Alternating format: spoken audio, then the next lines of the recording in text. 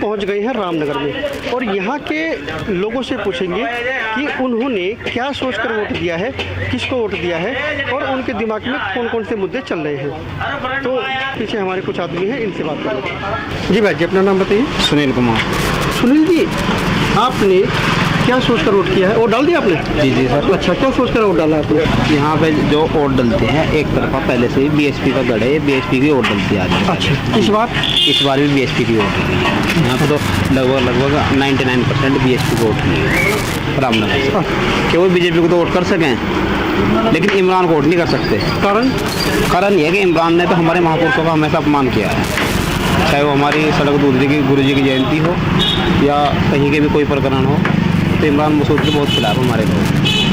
इस तरह से बीएसपी पर ये आरोप लगता है कि वो बीजेपी की बी टीम है, बीजेपी की सपोर्ट कर रही है, तो क्या ऐसा है? ऐसा कुछ नहीं है सर, ये तो खाली इनकी जो ये बी टीम वाली है ना, यही बताते हैं कांग्रेस का क्या वोट बैंक है यहाँ। क्योंकि अगर ये देखा जाए इमरान मसूद यहाँ फाइट में है, ये तो सच है कि इमरान मसूद यहाँ फाइट में है, तो अगर इमरान मसूद का कोई रास्ता रोक रहा है तो वो बीएसपी रोक रही है। नहीं सर, देखो ऐसा है, कांग्रेस और समाजवादी का गठबंधन, दोनों के पास मुस्लिम वोट, इनका बेस वोट तो कोई नहीं है, सिर्फ मुस्लिम वोट है इनके पास। लेकिन ये दलित विरोधी गठबंधन है, इन्होंने बहन जी है वो दलित लीडर है, चलो उसे सीट नहीं दी इन्होंने 40, लेकिन चंद्रशेखर तो एक सीट मांग रहा था केवल, चंद्रशेखर को भी इन्होंने बाईकाट कर दिया, तो इनको वोट कैसे कर दे आप बताओ हमें। तो चंद्रशेखर को उन्होंने एक सीट नहीं दी, चंद्रशेखर का सपोर्ट नहीं किया, इस बात से नाराजगी है सब। ये तो बहन जी को लेते गठबंधन में, या चंद्रशेखर को एक लीडर तो होता, हमारा लीडरशिप होती है हमारी एससी की भी, तो हमारे क्या गठबंधन है, हमारा तो कोई गठबंधन नहीं है। बात की नाराजगी है, बिल्कुल नाराजगी है। उन्होंने ना मायावती को गठबंधन में लिया ना चंद्रशेखर को लिया, मायावती को तो गठबंधन में ले रहे थे, मायावती जी कुछ नहीं गई है। चलो चंद्रशेखर तो उनके पैरों में पड़ा था, दलित समाज के चंद्रशेखर भी आपका सम्मान है और मायावती भी आपका दलित समाज का सम्मान है, तो आप अपने व्यक्तिगत स्तर की इन लोगों ने क्या रखा, हमारा तो कुछ नहीं रखा ना। हाँ, ये आपकी शिकायत बीजेपी से कांग्रेस से और गठबंधन से कि उन्होंने हमारे किसी भी लीडर को नहीं लिया, तो ये दलित विरोधी गठबंधन था, इस पर कोई वोट नहीं करा किसी ने, सिर्फ बहकावे वाली बात है कि एक तरफ वोट कर दी, ये कर दिया वो कर दिया, हमारे गाँव में से एक वोट नहीं गई, बताओ तो हम कैसे मान लें। आपने किसको दिया है? मेरा वोट देश के हित में, राष्ट्र हित में, देश हित में, राष्ट्र हित, सबका साथ सबका विकास। बिल्कुल। तो आप मोदी सपोर्टर हैं, यानी कि बीजेपी को वोट दिया? नहीं, मैं पर्सनली किसी का सपोर्टर नहीं हूँ, लेकिन जब देश अगर विकास के पथ पर अग्रसर है तो हमें उसमें रुकावट नहीं बनना चाहिए। इतिहास हमें फिर कभी माफ़ नहीं करेगा। इतिहास माफ़ नहीं, बिल्कुल सही कहा आपने। बिल्कुल इतिहास, क्योंकि आज जो है, आज की तारीख जो है वो इतिहास में दर्ज हो गई। आज की गई गलती वो कभी फिर माफ़ी नहीं मिलेगी उसकी। अच्छा, मुझे एक बात बताइए, जिस तरह से मोदी जी पर इलेक्टोरल बॉन्ड का मामला हो, ईडी इनकम टैक्स का मामला हो, तो मोदी जी पर तो बहुत सारे भ्रष्टाचार के आरोप तो विपक्ष लगा रहा है, तो देश हित में ये कौन सा काम हुआ?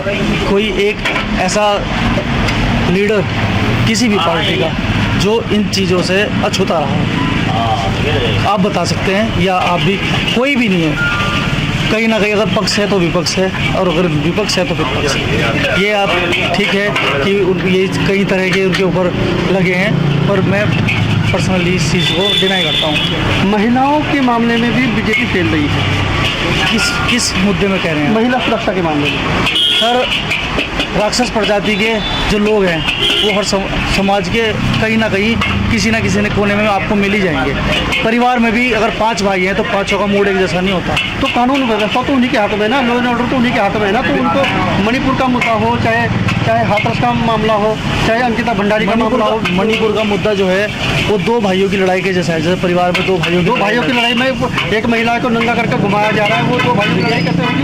आप अगर वहाँ जाके रिपोर्टिंग करेंगे तो आपको पता चलेगा कि किन के खिलाफ कितना केस या क्या हमें चार्जशीट दाखिल हुई है। हम रिपोर्टिंग करते हैं ना, बहुत डीप रिपोर्टिंग करते हैं। बिल्कुल, मैं आपके ऊपर क्वेश्चन मार्क नहीं लगा रहा हूँ, मैं क्वेश्चन मार्क, मैं वही कह रहा कि मैं मोदी जी के खिलाफ नहीं हूँ, ना मैं किसी के खिलाफ। नहीं, हम भी किसी, मेरा सवाल करना मेरा काम है। मैं ये कह रहा हूँ कि विपक्ष का ये आरोप है कि मोदी जी पर भी भ्रष्टाचार के आरोप लग रहे हैं। Modi ji ED income tax का इस्तेमाल करके विपक्ष को ख़त्म कर दिया है, और इलेक्टोरल बॉन्ड का मामला हो, कानूनी प्रक्रिया के तहत इस चीज़ को कोर्ट में ले जाया जाए, जांच करवाई जाए। जिस तरह से आज करवाएगा जांच, क्या विपक्ष इतना कमजोर है? विपक्ष तो कमजोरी होता है क्योंकि विपक्ष के हाथों में कोई संस्थाएं नहीं होती ना, संवैधानिक संस्थाएं और जितनी भी कानूनी प्रक्रियाएं वाली जो संस्थाएं होती हैं विपक्ष के हाथों में नहीं होती है। बिल्कुल मुझे मालूम है इन चीज़ों का, लेकिन जब कोई चीज़ ज़बरदस्ती जुल्म के खिलाफ तो आवाज़ उठाई जा सकती है।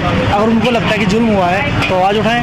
हाँ, विपक्ष आवाज़ तो उठा ही रहा है। हाँ, उतनी मजबूती से नहीं उठा पा रहा है। हाँ, ये कह सकते हैं कि मजबूत नहीं है सर बिखराव है। हाँ, ये कह हर सकते जगह हैं कि बिखराव है। अभी भाई साहब ने बताया था इनकी नाराज़गी जस्ट क्या है। आपको इनकी बातों से क्या लग रहा है कि सर धरातल पे कुछ और है और सच्चाई कुछ और है? सर भी पूरी तरह से मिडअप है। मोदी जी के आपको मोदी जी का राष्ट्रवाद वाला जो फॉर्मूला वो अच्छा लगा है। राम मंदिर के पक्ष में क्या बोलेंगे आप? सर ये पाकिस्तान में तो बनने से अगर हमारे यहाँ बना है तो वास्तव में हर भारतीय के लिए एक फर्ज का विषय है। फर्ज का सर, मतलब कोई भी एक आदमी, जितने मेरे भाई यहाँ मेरे पास आस-पास खड़े होंगे, कोई किसी भी तरह का हो जो हिंदू जाति से बिलोंग करता होगा, इस तरफ आ जाओ, समाज से होगा, वो हमेशा लास्ट में एक ही चीज़ निकलती है सर, राम नाम सत्य है।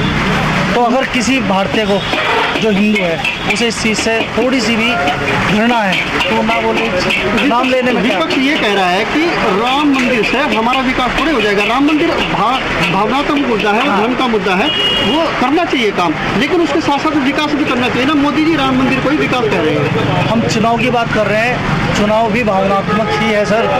हमारा जो चुनाव है, भाई साहब के गांव में एक भी वोट अगर इंडी गठबंधन को नहीं पड़ी है तो भावनाओं से जुड़ा हुआ मुद्दा है। हर चीज़ जुड़ा मुद्दा नहीं, वो इनकी जरूरत से जुड़ा मुद्दा हुआ है। जरूरत कहाँ से जुड़ी सर? जरूरत तब पैदा होती है जब भावना होती है दिल में। जब किसी चीज़ को पाने की भावना ही नहीं होगी तो क्या जरूरत हो जाएगी? जरूरत पैदा ही तब होगी जब आदमी के मन में जरूरत पैदा होगी। अच्छा, मोदी जी का जैसे अभी ये हमारा शाहरुखपुर स्मार्ट सिटी की तैयारी में चल रहा है, 10 साल हो गए स्मार्ट सिटी बनते कहाँ तक पहुँचा?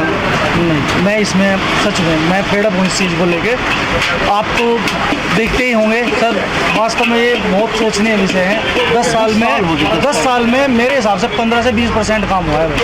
तो ये भी तो नीतियाँ मोदी जी के में काउंट होंगी ना। नीतियाँ चीज़ों में घून लग जाता है सर, अच्छे गेहूँ में भी घून लग जाता है। एक भी स्मार्ट सिटी प्रधानमंत्री मोदी जी का ये वादा था कि मैं स्मार्ट सिटी बनाऊंगा।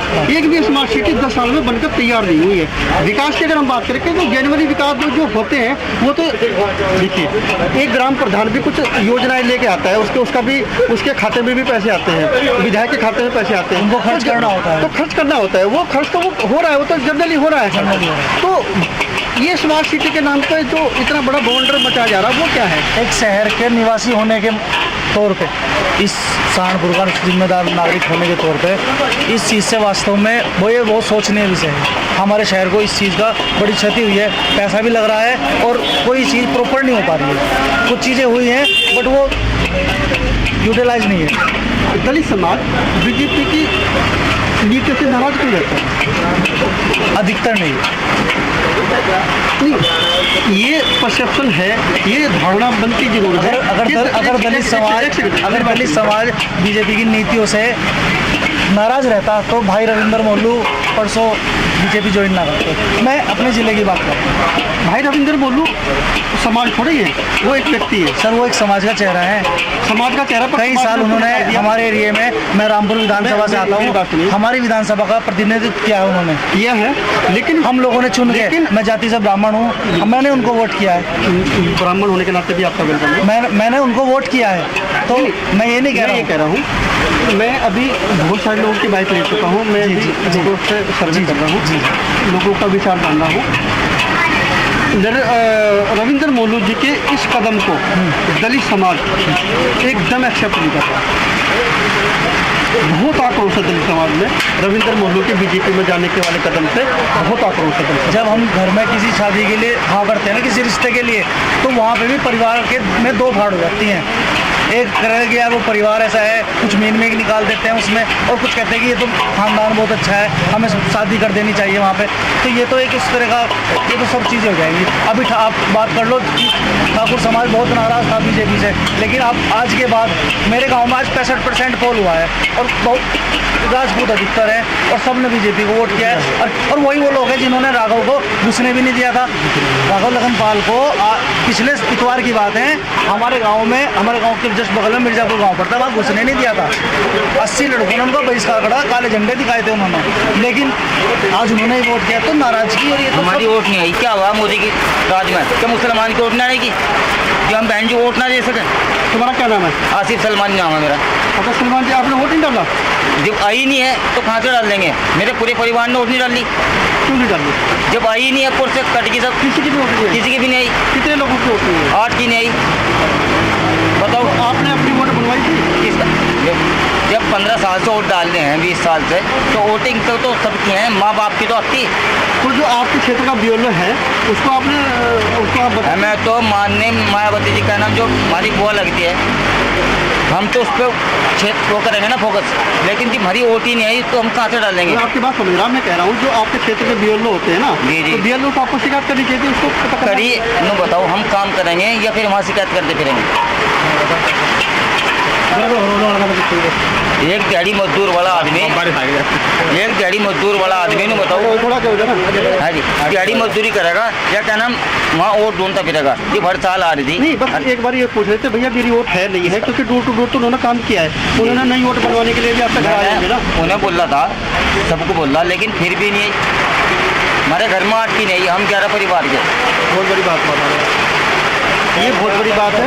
और ये चिंता का विषय है कि एक परिवार की, पूरी परिवार की, चलो एक आध वोट कर जाती है वो मान लेता है, लेकिन अगर पूरे परिवार की वोट कटी है तो ये चिंता का विषय है। और तो बहुत कटी है, ऐसे ऐसे समाज में, मुस्लिम समाज ये अच्छी बात नहीं है। मैं ये चाहता हूँ कि अगर हमारी बुआ सब खड़े हमारे साथ, हमारा भाई खड़ा हमारे, लेकिन बहुत दुख की बात इस बात की है कि हम वोट नहीं डाल पाए। बिल्कुल ठीक है।